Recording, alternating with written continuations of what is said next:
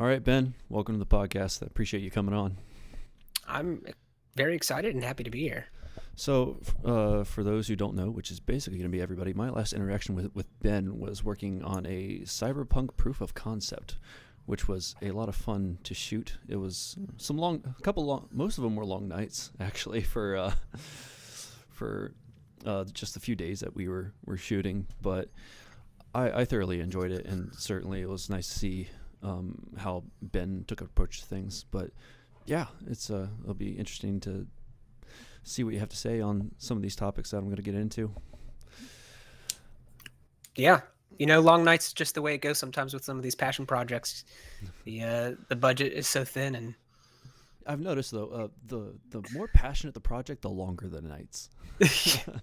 There seems yeah, to be a 1-to-1 correlation yep, when it yeah, comes to that. for sure. So what have you been doing since I last saw you? Curiously, before we get into it. Oh man, I'm fortunate enough to be in a slow period right now, which a lot of people would say is an unfortunate time. But last month, I was on two longer form projects where they were intertwined. So it was day one and two. I was the gaffer for another short film. And then after the first 2 days of that, I was on day one and two of a film that I was producing. I was the producer and the DP, and my brother was directing.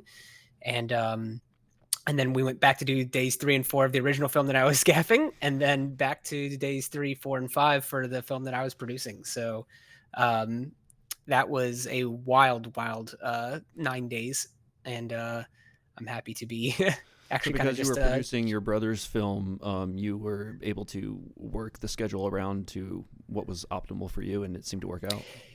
yeah. It's funny, a lot of the crew was the same as well. So just getting to be with the same crew, and there was actually two people in the talent that were the same. So it was fun to just sort of be with the same people for 9 days, but working two different projects. You're basically making two projects at the exact same time with It the was a same people. wild ride. Was Yeah. your brother a part of the other one, or was it just his project?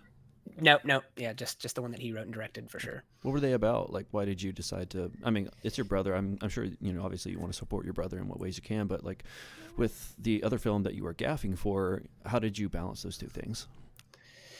Yeah, honestly, it's not something that I think I would do again, because the level of preparedness that I think I had going in as a head of department in the electrical department, just I think it deserves someone who was more prepared and ready to go.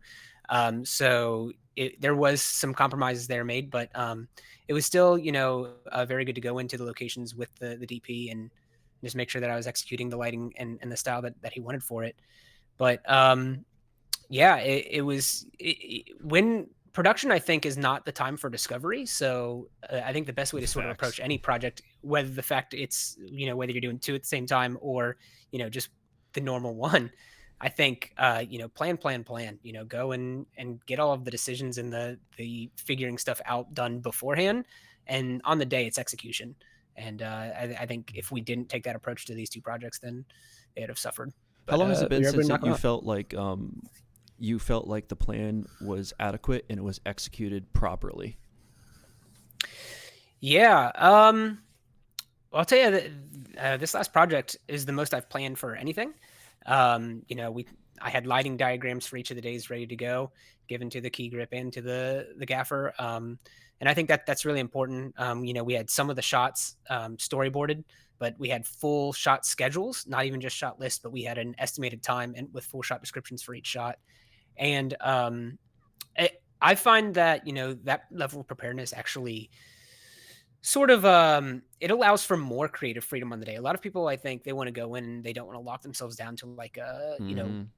a committed shot schedule. But I think at the end of the day, it's not like a set of rules you have to follow. It's a guideline to help keep you on track. And if you have that done and prepared ahead of time, then you're not spending your creative juices on the day trying to figure that stuff out. You've got more creative freedom to actually look around and be like, oh, you know what, this stuff's already figured out. Maybe there's a couple extra angles I can find. Maybe since we're more prepared, we have a little couple extra minutes to go and find an artistic angle or set up a B cam or something like that Mm-hmm. to get some extra stuff. Well, when you're the thing with the being prepared though is, I think it's when it comes to the creative roles, like director, the head of like the art department or something like that, um, why they don't like being locked down to a specific schedule or pre-planning and estimating how long it's actually realistically going to take is something I'm surprised now that I have been on other sets, why that's never factored in. It's the biggest crutch I think for filmmakers is not necessarily their creativity, but the lack of preparedness and scheduling when it comes to actually being able to have that flexibility to actually exercise that extra creative muscle and give you that wiggle room. And I think a lot of projects actually wouldn't look so indie if they actually put more effort into the preparation aspect and putting it more accurately into the areas that it matters, So Mhm. one thing I think not just producers but directors also is obviously considering how long something is going to take, but when you get on set, if you have that plan prepared and everything, then you actually have some wiggle room for other ideas that you didn't think you might have time for. And Mhm.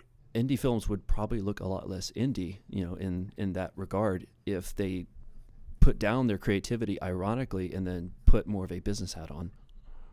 I think that's absolutely correct. And I mean, it's multifaceted for sure. Just even from like a consideration aspect where I mean, we're in a small market. A lot of these aren't, high Hmm. paying, gonna fill the bank account sort of jobs. And if you're taking time on the day to walk around with the heads of department to figure things out on the day, you've got how many crew and volunteers and stuff sitting around waiting for the decisions to be made. I think prioritizing those decisions in the pre-production, process really is an active consideration for the people that are coming on to help the project be made. That they're Hmm. not sitting around and that they've got the plan and execution ready to go on the day. Hmm. You're located in the Dayton area. Have you always lived in this area? And No, growing up? I'm in Cincinnati. Oh, you're in Cincinnati. Oh, that's right. So, because you had on the very last day of filming, you had like an hour 30 drive from our location of where we were at with Hmm. or it wasn't the last location, but you know what, the dojo Yeah. location for the proof of concept.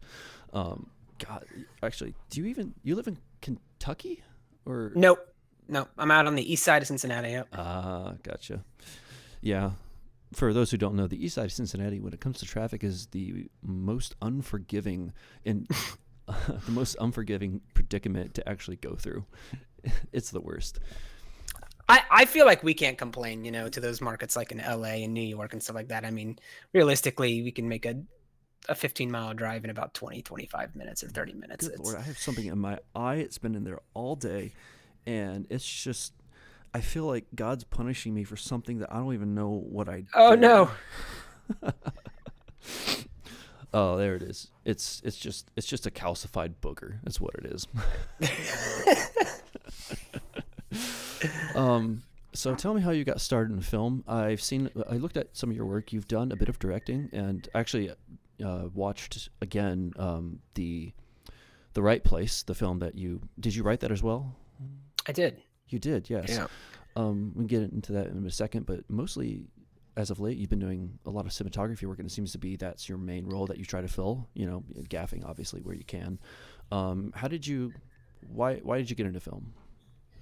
I got into film.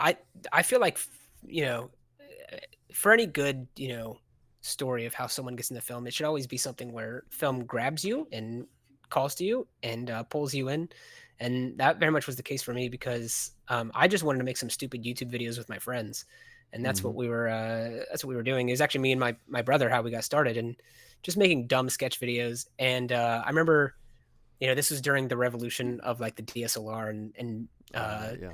you know, interchangeable lens cameras when those became affordable for video. And I had the Canon T3i, and we were trying to use that to make our videos. And I remember like thinking like this thing, I've seen such good films made on this thing. Like why don't my stupid YouTube videos look like that? And then start looking up tutorials about lighting and then like, how to make these own DIY lights with can lights and stuff like that. And I remember setting them up in my living room and trying to, make these shorts look, like Hollywood movies, and just completely falling on my face and it not looking good at all. And keep studying that up. And then the next thing you know, I'm like, oh, this actually is more fun than making these dumb videos. Like working, looking for these Mm-hmm. angles, looking for the composition, looking for how to master lighting. Like I'm loving this. And it was then like, I think I'm gonna make a film. I don't think I'm gonna make some stupid, joke content that we were, just throwing up on Yeah. YouTube back in the day. And I think I'm gonna write something with a script instead of just improving. And I think we're gonna find locations, I think we're gonna find actors, and I want to try to do this. And it was bad, but it was such a fun process. And from then, trying to make every single project better and better after that first one has been the goal. And uh and I think that's what's really just keep driving me through the industry. And it's been 10 years now, and it's sort of still got a hold of me. Hmm. I first got started. Well, I mean, obviously, everyone that gets into filmmaking, they get it because they love movies. And so that's not a point I really need to touch on. It's a very status quo, base of the line arc that everyone gets into. But I started, actually, it wasn't with video, with doing live action. I started off because I was a Lego fanatic, and I started making stop motion videos Oh, once those started yeah. actually popping up on YouTube. Around 2008, 2009, because YouTube started in 2005, and good lord, it's coming up on 20 years. I feel old.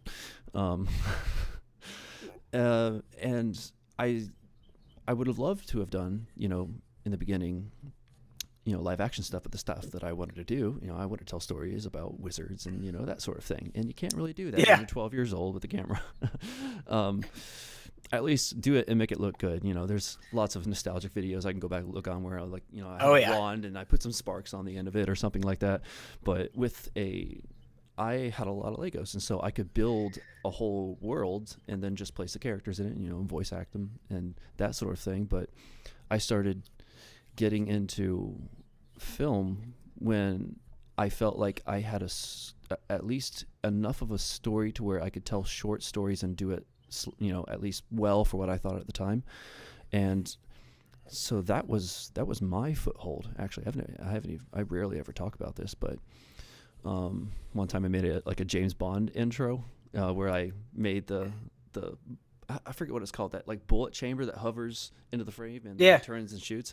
I had my like 6-year-old brother. I would make like funny parody videos, and I had my 6-year-old brother, do the thing in our backyard where I put the music over it, and the magic. That's when I started to become really hooked, because I realized, shoot, this is going to consume my life. Yeah. Yeah. What was the first project that you did where you realized, okay, yep, I'm going to sell my soul to this now? Oh, man. Um, I feel like every filmmaker has a story like this where, they decide that they're going to go all in. In producing and directing wasn't something that I ever really like. You sort of think you just want to be a filmmaker when you're getting started. You don't even know where you want to be Mm-hmm. exactly. And so, like, I produced and directed because I didn't even know what those terms meant. It was, I'm going to make a movie. So we decided, that me and my brother were going to make this one, and we're going to go like all out. We're going to try to, we're going to hire like the best actors that we can, and we're going to get the best locations, and we're going to write this like, heart wrenching drama, and we're going to submit it to Sundance, and we're going to get picked up, and we're going to be, in Hollywood in years and years. Mm-hmm. Yep. And it was that one, that we did. And it's this was actually a big blow to the chest because we did 5 days of production on it. And like day 3 and 4, when we were going to offload the footage, we found out that the SD card was fully corrupted, and we lost all of those days. So the project was never even finished. Mm. And Yep. but that was like the one that I remember, like, that was the make or break film. And it almost broke because we didn't make another film for 5 years after that. We completely just like stopped. And but we always talked about it, and it took 5 years to get back into it. But that like that project of like learning so much about pulling it together, knowing what mistakes to look out for, and really just like trying to sink our entire soul into a single story. Um, like that feeling of wanting to do that never went away, and it hurt so bad failing that it took a while to get back up. Mm. But ever since we got back up, everything's been like full steam ahead since. And so I look back on that one with a lot of regret, of course, but with a lot of like, you know, uh, gravitas, like, and respect for how it sort of shaped me into my approach to working on projects today. Do you think For that sure. that further solidified your desire to actually continue doing what you love?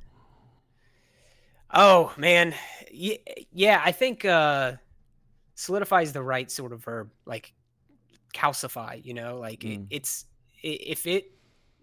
if it wasn't a super strong passion, I think I would have walked away after that for sure. But coming back and wanting to be stronger and better after a big failure like that, for sure, um, for sure.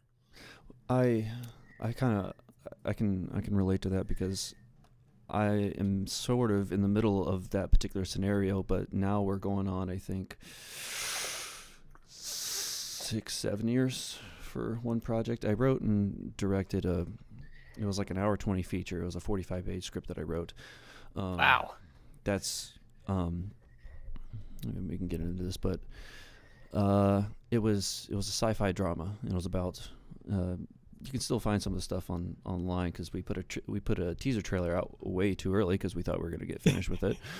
But yeah, it's called An Occasion for Time, and I got some actors. I paid for everything out of my own pocket, and I had honestly a great producing team. And when you have, my strength has always been more writing and communicating, not so much directing, because directing is where all of my capacity, not that I'm ADHD, but when you have so many variables thrown at you and you're trying to keep it all under control, I don't like micromanaging, and I hate it, but then there's that anxiety of feeling like that you need to micromanage, not the necessary that you do, in order to actually make sure that everything comes out on the other side the way you want it.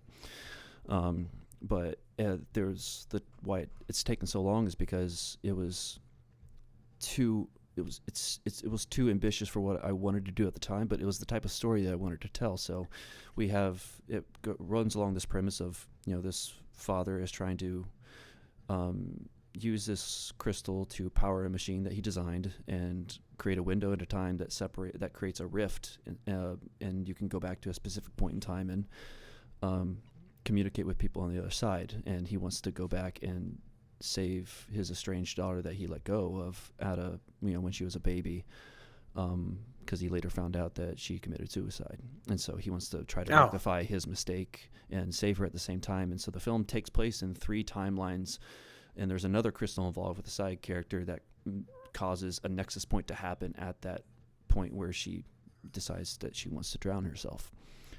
And everyone was on board for the story, and it's big, and I'm forever going to be thankful. Forever going to be thankful for the ones that were a part of it. But the big trick was creating those CGI machines, because we couldn't do it for real, and integrating those into the environment. And that has been my not Fort Knox, that was my hard knocks introduction into the CGI world. And it's why I know what I do. It's not because I know every way to do it right. It's because I know 1,000 ways to do it wrong.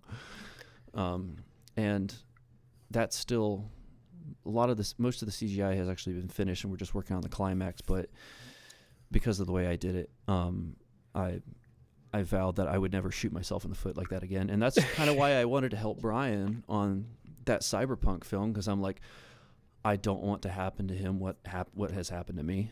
And I think he chose, and you can maybe comment on this, he chose some wise decisions when it came to showing production value, and also how he decided to shoot what CGI elements to help pitch the project. What was your perception of how Brian went around, and the decisions that he made for going into that direction? Yeah, I'm lucky enough to have a good working relationship with Brian, just because I've worked on his last 4 films with him, or 5 films now. And just sort of seeing him grow as a producer, and being able to sort of have a couple years under my belt doing that ahead of time, to sort of help guide those decisions, like in pre-production and in the writing room even, Mm, is just sort of like, I think, where that's at. Um, so a lot of that is, looking at the script beforehand and saying, hey, I think you're gonna have some trouble here. I think you're gonna have some struggles here, and I think you'll know Brian's really stubborn. So there's the stuff that he's gonna make sure it gets in there, and he's gonna try to figure out a way to get it done. mm-hmm. And I think it's always such a challenge, that cross point of ambition versus possibility, For the sure. actual possible execution that you can have. And I think this one finds that sweet spot for sure. Making the most of locations, you know, knowing that you're not going to make a sci-fi without the use of VFX Obviously, and yeah. CGI, and choosing where to most effectively put that. And honestly, one of the things that I pushed him on early on was, hey, this isn't going to be doable without an art director. And Mm, which is why I was able. Abby was an art director I worked on it with worked on her with in a documentary up in Columbus this past spring, and I was mm, like, she's great. Like, reach out. And he really, really dragged his feet for a long time. It yeah. was it was like 3 weeks before production until he finally reached out. And I was like, hey man, listen, like the worst you can say is no, Mm. but you like go and get the no first to make sure that And she came on, she said yes. And as much work that I did with the camera, she did way more in front of it with setting the scene and a lot of those things. Yeah, she did a great It job. I helped when there wasn't like a visual effects or background to direct. Then I was basically just because she was a one woman show, and she didn't have the help that she necessarily would have liked to have had. So I tried to fill in for her whenever I can because I found myself having some free time because there was only, I don't know, like 12, 15 ish shots of visual effects through the whole thing. But the surprising thing is that when I got on set, I found out that you actually know some things about how CGI works. And so there was a couple times I'm like, oh, maybe I'm not needed here. But you knew that, for example, when we were at the dojo, and I was setting up those shots on, I forget whichever is the forward and backward axis. yeah. Um, you got you had a device, I forget what it was called. It captured a 360 panorama, so that when you plug that in to the software, it has accurate lighting to be able to calibrate for objects that you put into it. And I was surprised that just even a DP had that. Yeah, I have a CG background just because um, I my ambitions were always sci-fi. It's my favorite genre, and the only way to get some of that stuff done is to do it yourself. There's When you don't have the money to hire, you got to learn to do it yourself. Mm-hmm. So I've got I dabbled around in Blender and Cinema 4D, and I've made a couple CG heavy shorts in the past. I'm certainly not an expert, and you were absolutely needed there. I mean, just because someone knows how to do some stuff doesn't mean that there's not gaps in knowledge, and two heads are better than one. And even just having you there to focus on that sort of stuff while I'm focusing on the lighting and camera department, like it's very, very valuable and important. So Yeah, just yeah, having a person to delegate that to. Even if you do know it, then their other focus in another area might be shot because they're having to factor in too many variables, and they're not able to narrow their field of vision for the role that they were brought on for primarily. it's one of the best parts about film, I think, is when you is turning it into a team sport, and really letting everyone bring their strengths and contribute to the project as best as possible. I've it's hard when you're early on in your producer days, when you want to control everything, but I've definitely slowly learned that you find the right people, the less you have your own hands on it, and get more hands involved, the better the project ends up being, for sure. Hmm. And it's also great when you're on a set and nobody has an ego, and there's no because it doesn't having even just one person that thinks a little too highly about themselves or about their capabilities, as their role in the production, it really it doesn't just potentially damper the end product, but it also just makes it hell just to be around them, and it dampens the mood of the set. So when I was with on the proof of concept with you guys, that easily was one of my favorite parts about it, is that nobody had, too big of a head on their shoulders. I think my favorite part about working in a small market like this is that a lot of the people that fall into the roles that they have is because, they're still working towards the role that they want to have. And I mean, on this last project that I was the DP on, my first AC, my gaffer, and one of my grips all are DPs themselves. They all have excellent credits as cinematographers, and having them on the crew to just be able to, as I frame up a shot, bring them over to the monitor and say, "Hey, would you shoot this differently? Like, is there something better here?" Mm, And at the end of the day, it doesn't mean that I'm not being the DP. I just need to make the final decision. But if those ideas and those creative collaborations come from other people in the other departments, then that's just going to make it better. And for sure. I think you don't get a lot of that in some of the bigger markets where people hyper specialize on the stuff that they get. You get a lot more jack of all trades here, where it takes entire village to make a film, and I really appreciate it about here. Almost literally. If you can, there's a one, my first feature that I was ever on. This was before I made my feature. It was it was past Columbus. I forget what city it was, but it was a small town, but it was the director's hometown, and he had the entire town council on his side for being able to get streets and locations. And I'm like, Yeah. I don't think the film honestly turned out that well. It turned out okay. And they spelled my name wrong in the credits, but it was. Oh no. It was honestly, I just laughed when that happened. I'm like, I think they spelled my last name with one R, with one G, and I'm Riggs, and so I'm just like, that's not like a typo. That's just that's poor English. But that was the first time I saw the how much it helps having the community that you're filming in actually be a part of the film, because he was able to get it was one of those stories where the city gets locked down, there's like martial law and everything, and he got like 30 or 50 extras to put in front of the frame that were just around from the local area. And this was filming at night, and so most of these people stayed past like 2 or 3 a.m. Wow. I know.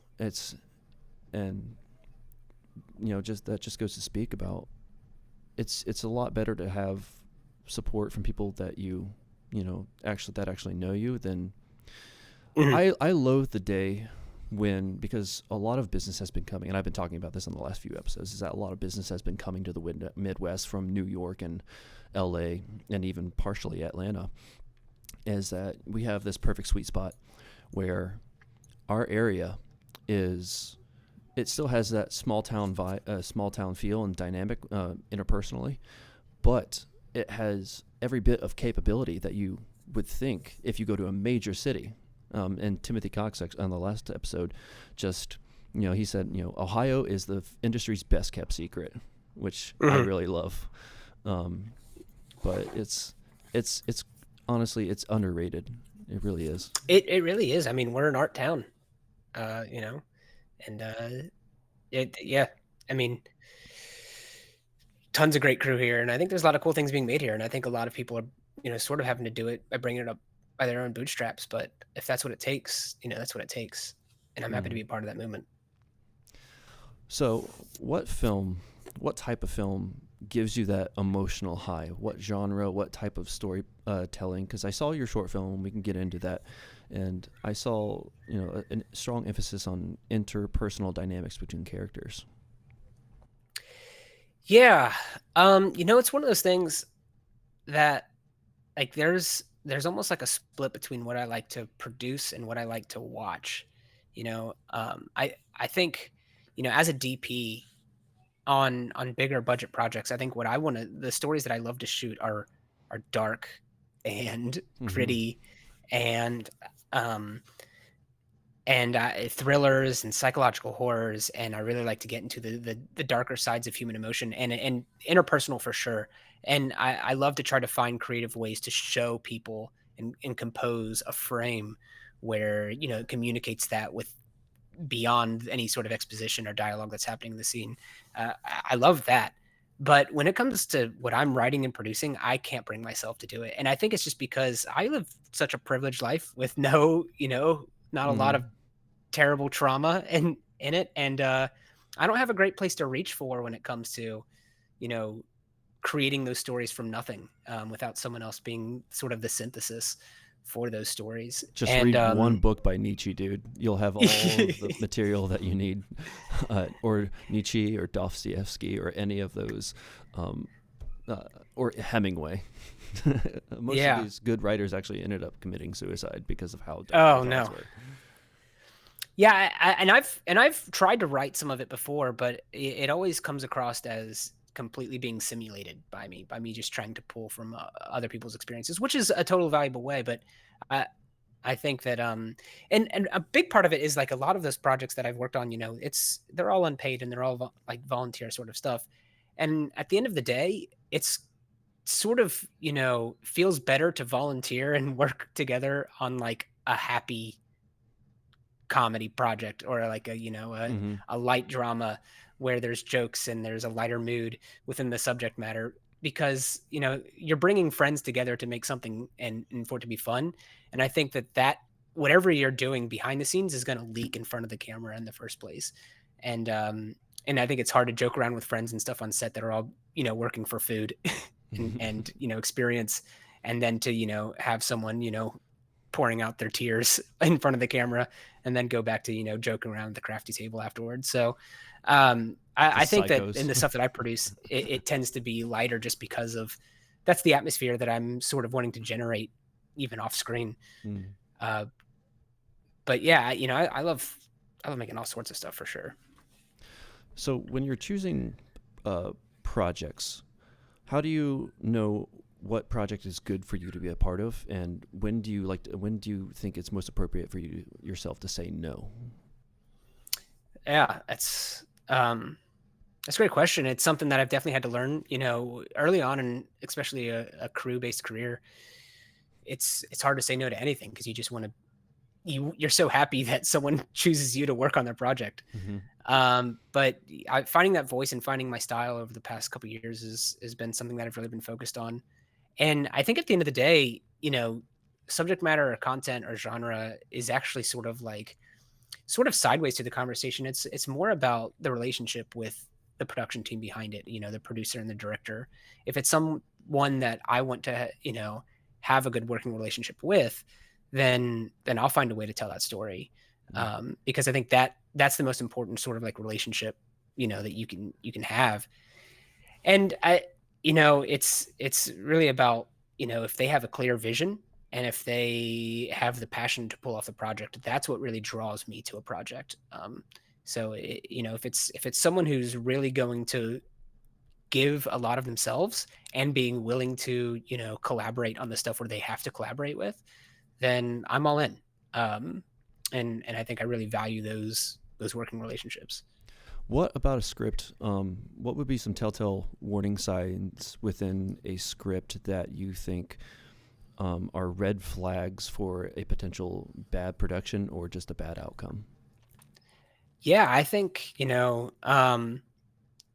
this, and I don't know how many people who work as cinematographers or as lighting technicians get into storycraft, but I guess just because being a writer myself, I look for these things. I look for one-dimensional characters. I want to make sure that characters have some depth. I look for overall arcs, and I want to see theme. I think like that's the big thing. Mm. It, I don't want to see really flat themes where it's spelled out just with pure exposition. I want to see supporting characters taking directions that support the theme in their own way. I want to see the way that the antagonist has sort of like an antithesis to the theme. I want to, even if it's not a strong in your face sort of theme. I want to see stories that really, at the end of the day, could be extrapolated with different characters and explored on like a sort of like human level in another Mm. way. Yeah, I haven't seen, well, because I all the stuff that most of the stuff I do is because I've written it, and so like I have that writer's little ego in the closet, that being like, oh yeah, this is the shit. All right, Yeah. and then so, but when I read another person's script, I have to put him in the closet, and then I got to take more of an objective look about the material that I'm looking at. But going back to crew dynamics, it's great that, you know, obviously Ohio has a very great has a lot of good pockets of film community. But what was the last bad production that you were part of, and what do you think went wrong about it? Yeah, I worked on this project a couple months ago, and it was one of those things where a friend, sort of reached out to me to be the gaffer on the project, and sometimes you just want to cash in, you want to build up favors so that you can cash in favors later, and it was one of those things where it's like, you know what, I've been meaning to work with this person for a while, Hmm. and this is not the best opportunity because the timing is right in between a couple other projects that are going to keep me busy, but let's make it work. And I think it was just sort of like uh, the production side wasn't firing on all cylinders. It had a very stripped down sort of above the line crew, so there was only a director and an AD who was also like a producer as well, Okay. and then like a DP. And I didn't find out until after agreeing to the project that it was 4 days of overnights and not during the day. So it was like four, like 11-hour overnights, which is always super rough. And I feel like the patience that all crew has during an overnight is already like very, very, thin. So, Mm-hmm. when you're standing around for an hour while, the DP and the director are figuring out the blocking because they hadn't planned everything out, or trying to, I remember we basically had unrestricted access to this large, large warehouse where we were shooting. And there were times that they didn't know which room that they wanted a scene to happen in. And so there were just, you know, Mm. time where crew would be sitting there and waiting for the DP and the director to walk through the building and find which room they wanted to shoot in. And I think that's very, very frustrating, just working as crew. And I think that, there's positives from that because, you learn what not to do as like a producer, or even, as a DP. If I was just coming on as a DP to a project that I have no, sway in production on, I'm still going to be talking to the director and the producer with as much of my plan as possible, and really fighting for um the schedule that I think is going to work best for the crew. That because at the end of the day, you're a head of department, you're head of a couple departments, and if you want the people in those departments to have a productive time, Mm-hmm. then you should fight for them and get them the best experience possible coming on set. So I've taken it. I don't regret doing that. It was definitely a couple hard nights, especially Were you the DP on leaving. that one? I was the gaffer. You were Yep. gaffer. Okay. Yeah. And it was hard there. I remember like on day 3 or 4, it was like 4 p.m. and I was getting ready to leave to go to set, and my son gets home from school at like 3:45, and Mm. so I was leaving at 4 p.m. and he gets off the bus and he sees me packing the truck and he's like, "Are you leaving?" And he's 5 years old, and I was like, "Yep, I have to go to work, make a movie tonight, bud." Mm-hmm. And he just starts trying to hold back tears and say, "I haven't got to see you in a lot." I know, bud. And going into that energy to a 12-hour overnight where you're sort of Mm. sitting around feeling like time's being wasted is a hard energy. Um, but yeah, I take that experience and learn from it. And you know, I get to DP my first feature here this spring, and Ooh, knowing that that's nice. 4 months away, I meet with the director 2 hours every night or every week leading up to it, and we're doing blocking diagrams, we're doing shot schedules, and we're planning everything out just to make sure that 14 days of that is going to be real tough for any sort of crew, How long is and the making sure shooting schedule going to be for that? Do you think approximately it's going to be 14 days. I think we have 2 overflow days in case it goes over. So for a feature? 14 days. Yep. So you're probably gonna be like what, an hour and a half film? Yeah, it's 85 pages. 85 pages. Okay. Where are you filming that at? That is going to be in Peru, You're going to Indiana. Peru. Oh, fuck. You did that deliberately. I know you did. Absolutely. Oh man. The last feature I was on, gosh, what was it?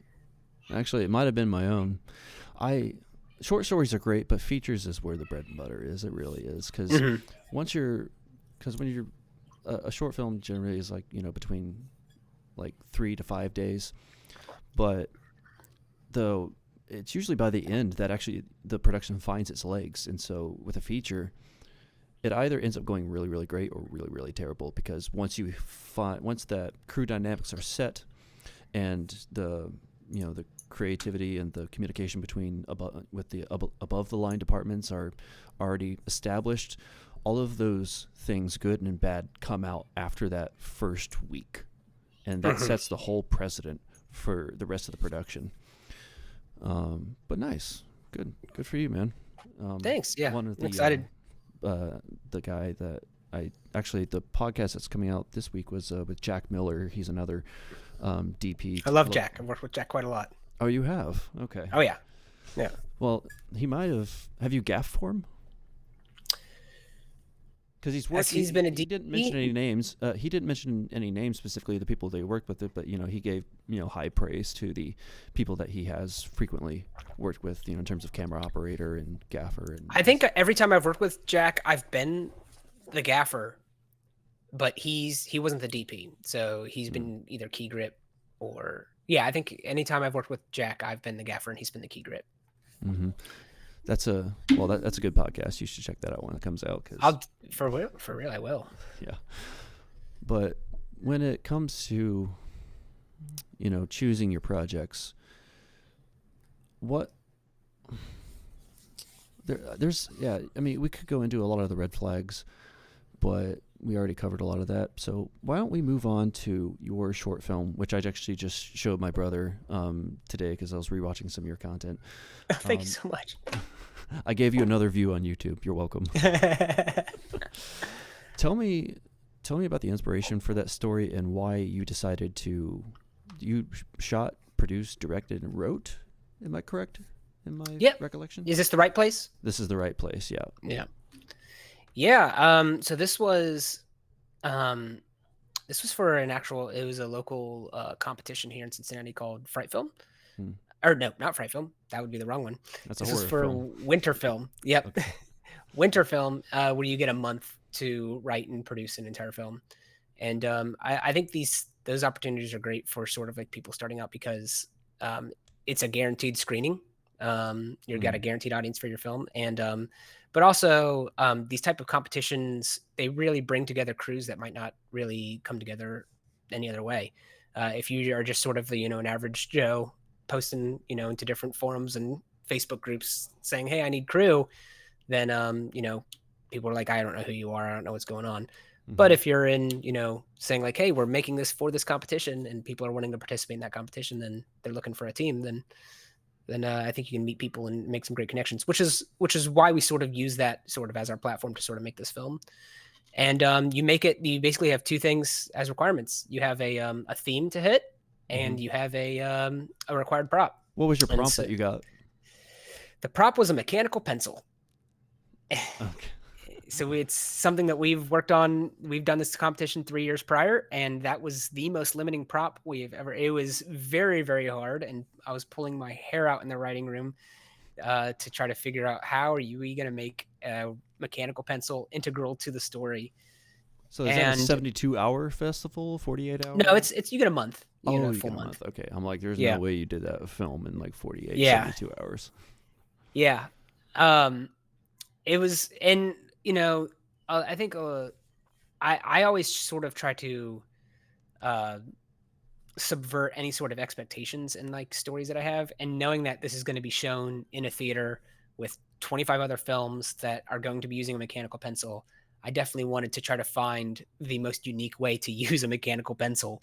And for me, it always comes to sort of being like a Chekhov's gun sort of approach to using like the required prop, because like you've got a couple different ways to make a required prop. You've got the obvious one, which is like the MacGuffin, which I think is what most people do, right? Mm-hmm. It's what drives the whole film. And I did not want to make a mechanical pencil. I didn't want to write a story where people wanted a mechanical pencil so much. And then, I think there's creative ways for sure to pull that off. Two, it could have been, like a Deus Ex Machina or something like that, where, Mm-hmm. at the critical moment, someone reaches for an object. What do they get? It's the mechanical pencil. But for me, I think there's such a good payoff with the Chekhov's gun approach, where it's like, hey, this is an item that exists, but you don't know why it's important to the story yet until its moment comes.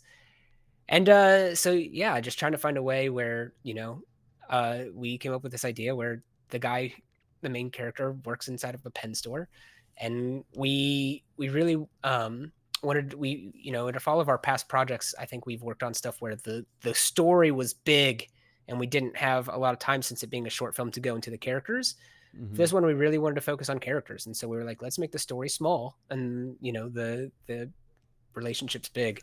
And that's where we sort of settled on a father-daughter relationship, and we once again trying to keep things away from being as typical as possible.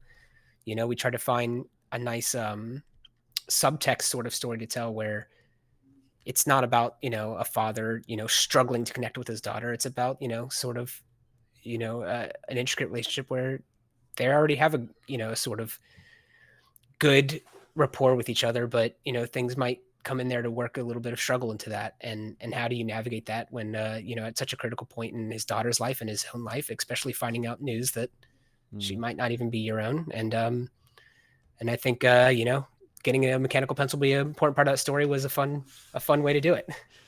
Well, yeah, I was very surprised and impressed how many interpersonal dynamics we were able to squeeze into effectively squeeze into just 12 minutes. How did the film end up placing and doing in the festival? Terrible, actually. Terrible.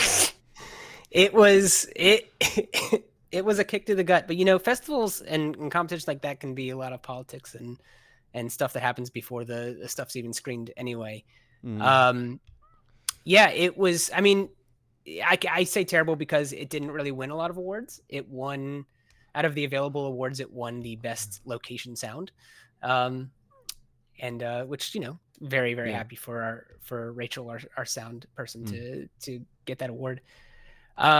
It was nominated for all 15 categories. So it was nominated for best cinematography, best script, How best many directing. submissions were there?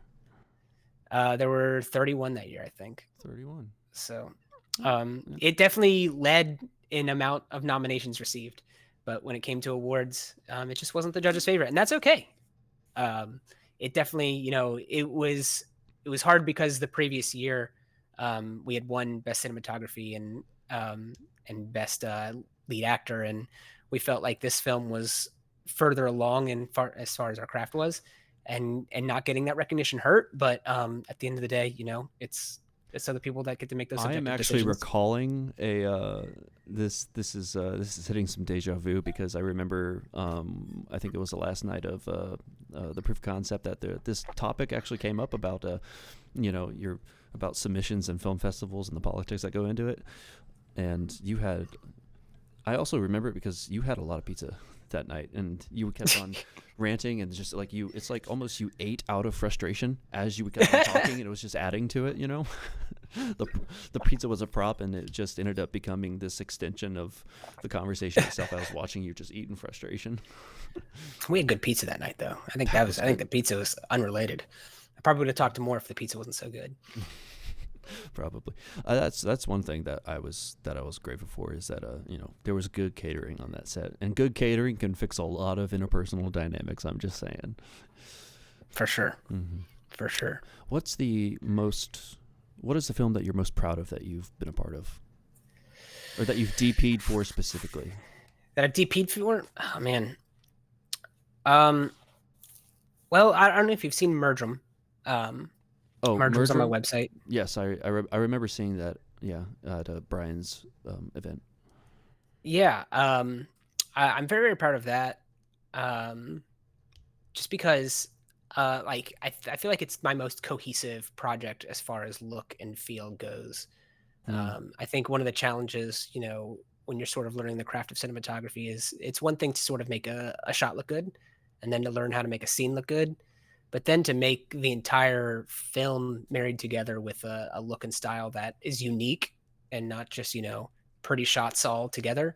Um, and I think Mergem was the first sort of like from planning to execution to final product of like this all looks like it belongs together in the same world visually. The Mm. visual language I think was the most defined in that out of any project I've sort of done. I'm very very excited for the film that I just produced and shot. It's definitely the biggest project that I've ever worked on. We had a crew of 15 people each day, which is Wow. the largest crew I've ever worked with on any of my productions. They were all volunteer. I did the math. If they would have gotten the rates that I feel that they absolutely deserved, it would have been a $42,000 production. Good It lord. was it How was long was the shoot? absolutely incredible. It was 5 days. Wow. And we had 9 pro wrestlers. We had 6 locations. It was crazy, crazy ambition. But as far as like style goes, it's completely antithetical to any sort of like my own like sort of personal styles and stuff that I shoot. Mm. I like I said, I like interpersonal and deep dark sort of subject material. This was a coming of age comedy in the style of like Jared Hess and like it was like Napoleon Dynamite meets Hot Rod meets Nacho Libre. And so really, there was a lot of moments where I was fighting against my instincts of trying to make the shots look overly pretty and contrasty and dynamic and trying to say like, nope, this is like this shot exists to be a punchline of a joke. I need to make sure that this shot looks funny, like and you know working towards that. And I think it was a fun challenge, and I think it turned out really cool. Is that And a I'm tendency very that very you try excited. to be very keenly aware of when you're on set? Is making? Would you find that making things overly pretty is something that you have to constantly work to make sure that you're not always overdoing it? Yeah, I think just my instincts as a cinematographer in general, trying to make the lighting look as appealing as possible and the framing to look as perfect as possible. Mm.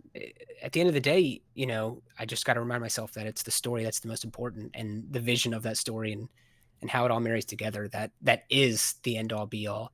And it doesn't happen on set too much because I again I come to that approach where you shouldn't be doing a lot of discovery on set. I try to make sure that that's all in the plan. And so it started even from the shot listing, sort of a side of things, like when I'm planning what coverage we get of each character with the director, like how do we shoot this? It's like, maybe typically I would be doing, a nice dolly in or something for these dialogue moments because they're important. But, like when it's serving the the vision and the language of like a comedy, you find that like, okay, well let's change this. Is there a funny way to do this? Maybe we whip pan over there instead. And Mm-hmm. and I think determining that language early on sets you up to be on set to make those decisions. Where it's like, okay, we're gonna make sure we bring in the fill light a little bit more because it doesn't need to be so contrasty and dramatic. We need to make sure that Did you you see their write faces. Murdrum?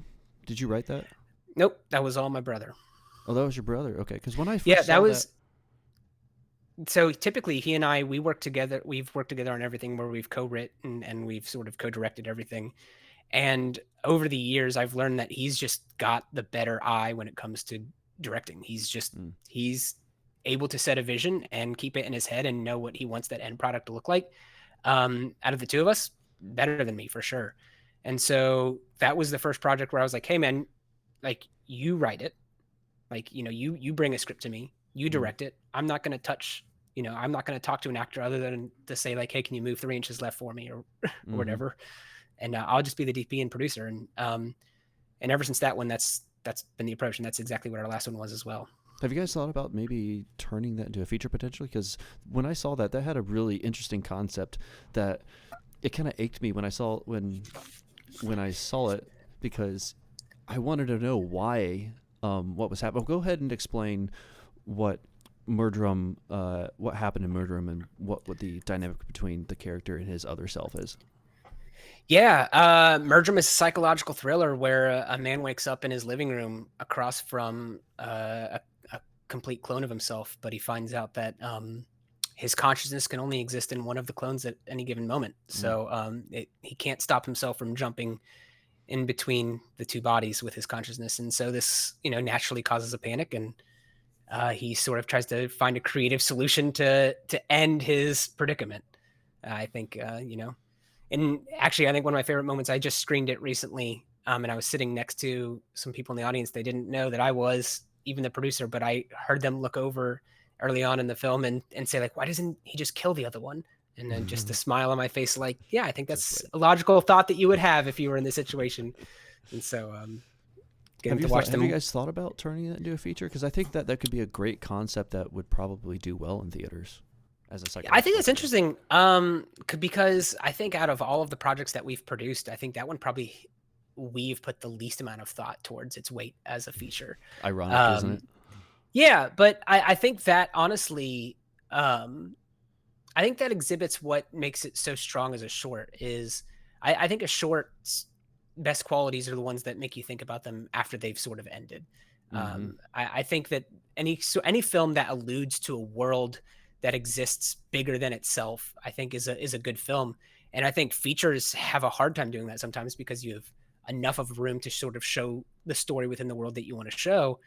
But yeah, I think a successful short, really just leaves you thinking at the end of the day.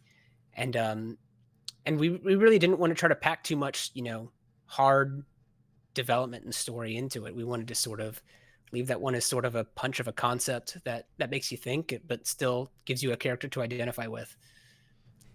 Yeah. When I finished that, I was just frustrated that it wasn't a feature. I feel like I got robbed, to be perfectly honest. But what's a what genre? I mean, you said you like sci-fi, but do you have a specific type of film that would be your dream film to become a part of, to either direct, DP, or how do you see yourself in that? Yeah, man, a psych thriller or a psych drama just is like calling for me. I watch a lot of them. Especially like series. I think series is where a lot of those are happening right now. Mm-hmm. Which, come on, if I can DP a series, then I'm in heaven. But uh, Paycheck. I just this year I've watched Baby Reindeer, and I remember after finishing the series of Baby Reindeer, thinking that this type of project would be the like ideal thing that I want to be on. This is the type of story I think visually I want to help craft the language for.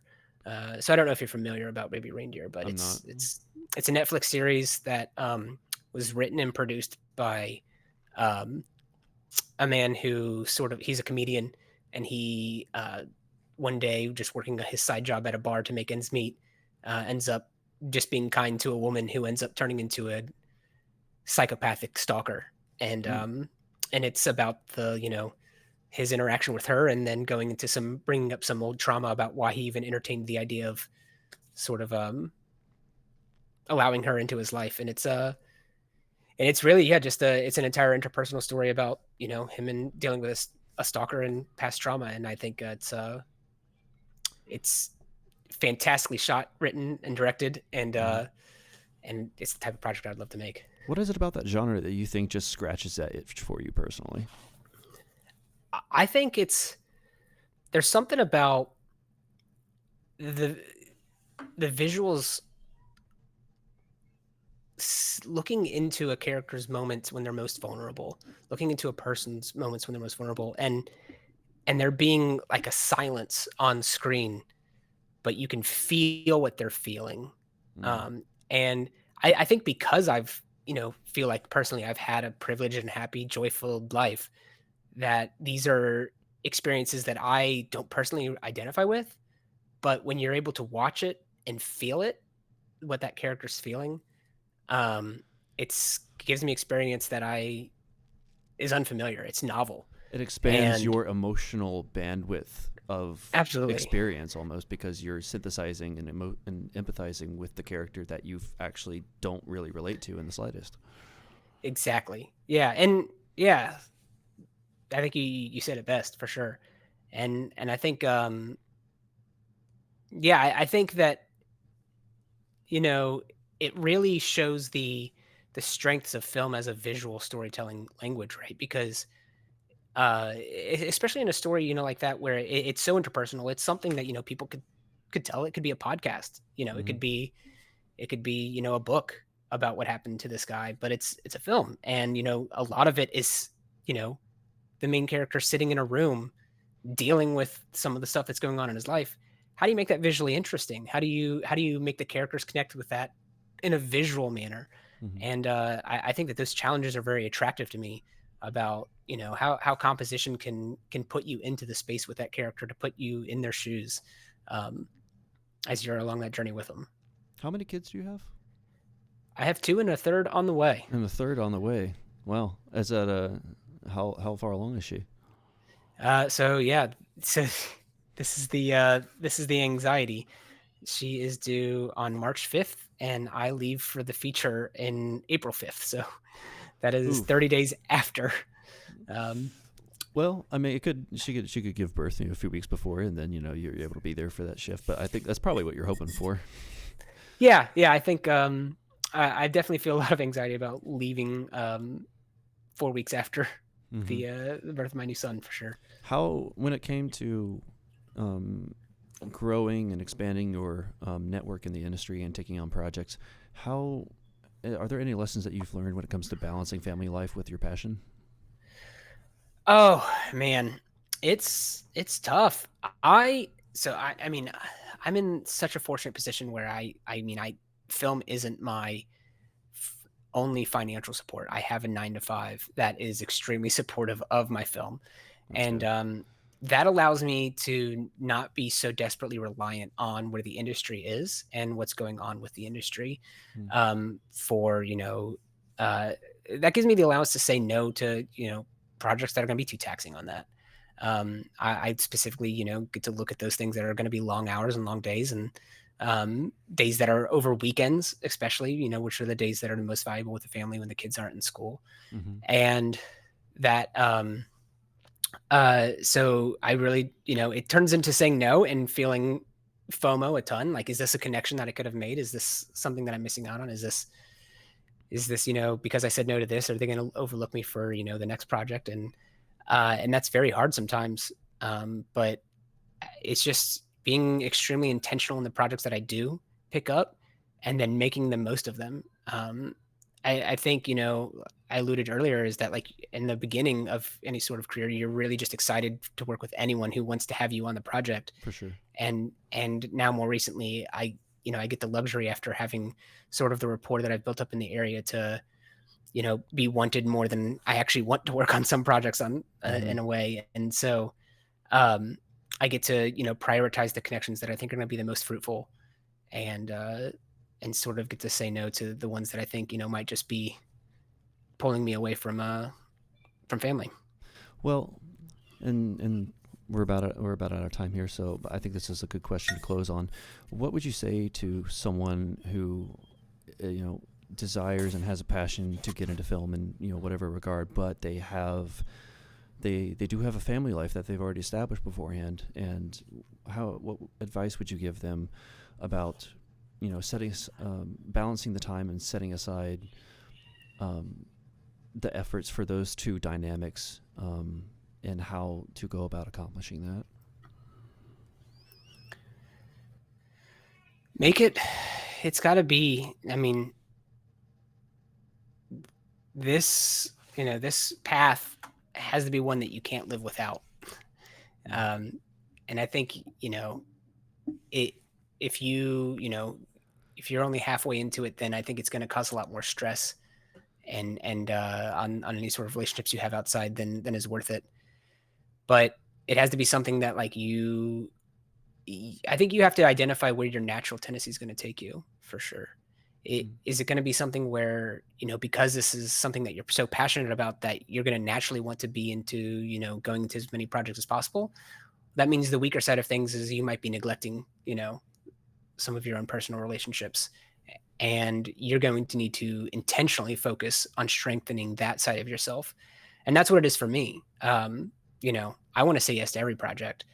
Uh, but in for me to say yes to the projects that I do have to say yes to, I have to be extremely intentional about the time that I, spend away from them, and making sure that I, use the time throughout the day, the time while they're in school for my preparing, and taking extra days off from other projects and other work so that I have those time, those experiences with the kids before I go.